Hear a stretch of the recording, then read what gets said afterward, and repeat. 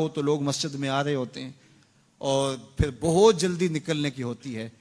امام کے منبر پر بیٹھنے سے قبل مسجد میں آنے کا رجحان پیدا کرنا چاہیے. فرمایا گیا کہ جو شخص جمعۃ المبارک میں سب سے پہلے آتا ہے اس کو ایک اونٹ ذبح کرنے کا ثواب نصیب ہوتا ہے. جو اس کے بعد آتا ہے اس کو ایک گائے ذبح کرنے کا، پھر ایک بکری، اور جب امام منبر پہ بیٹھ جاتا ہے پھر رفع الکلام کلمے اٹھا لی جاتی ہیں. پھر اس کے بعد عام جو ثواب ہے وہی مرتب ہوتا ہے. وہ جو خاص ثواب ہے اولیت کا وہ پھر اٹھا لیا جاتا ہے. اس لیے کوشش کریں.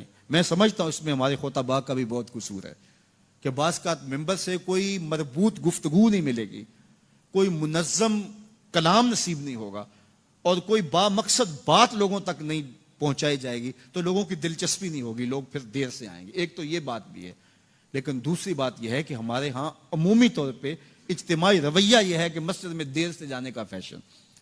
تو اس فیشن پہ نہ چلے، بلکہ امام اور خطیب کے منبر پر بیٹھنے سے قبل جتنا وقت گزرے گا آ کے بیٹھ کے تلاوت کرتے رہیں، ذکر و فکر میں مشغول رہیں. جتنی دیر آپ کو انتظار کرنا پڑے یہ آپ کے لیے خیر و برکت کا ذریعہ ہے. اور پھر آئیں اور پوری گفتگو سنیں، اور اس گفتگو کا یقیناً نتیجہ آپ کی زندگی میں مرتب ہوگا. اور اگر آپ سمجھتے ہیں کہ میں بہت زیادہ مصروف ہوں اور کوئی آپ کو کام ہے تو شریعت نے آپ کو اجازت دی ہے کہ آپ لیٹ بھی آ سکتے ہیں.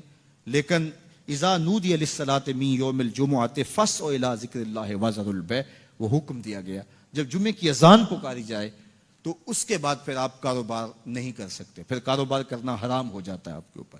وذروا البیع، پھر خرید و فروخت چھوڑ دو، پھر تم چل پڑو اللہ کے ذکر کی طرف. پھر تمہارے اوپر لازم ہے کہ تم ذکر کی طرف چل پڑو. تو اس لیے اس سہولت سے ہمیں فائدہ حاصل کرنا چاہیے کہ اگر ہم خطبہ پہلا چھوڑتے ہیں اور دوسری اذان یہ اذان ہے جس کے بعد کاروبار کرنا حرام ہے، تو اس لیے ہمیں یہ سہولت دی گئی ہے. وہ بہت ضروری کام ہو. تو دین سیکھنے کا یہ کتنا خوبصورت موقع ہے. ہر جمعے آپ کو کسی نہ کسی موضوع پہ ایک خطیب لیکچر دیتا ہے، بات سناتا ہے، اور ایک موضوع پر مختلف احادیث قرآنی آیات کو پڑھ کے مطالعہ کر کے نتیجہ نکال کے آدھے گھنٹے میں پونے گھنٹے میں آپ تک ایک پورا میسج ڈلیور کرتا ہے. تو اس لیے اس کو بھرپور حاصل کرنے کے لیے اور اپنی نسلوں کو دین سے جوڑنے کے لیے یہ اسلام آج بھی بہت سارے مشقتیں اور بہت ساری سازشوں کے باوجود یہ قائم ہے.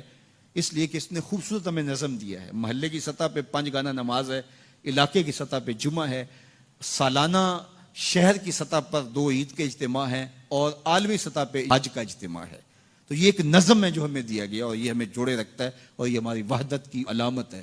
اللہ تعالی ہمیں 5 گانا نماز کی توفیق عطا فرمائے اور اہتمام کے ساتھ نماز جمعہ کی توفیق عطا. ایک حدیث میں آتا ہے جس نے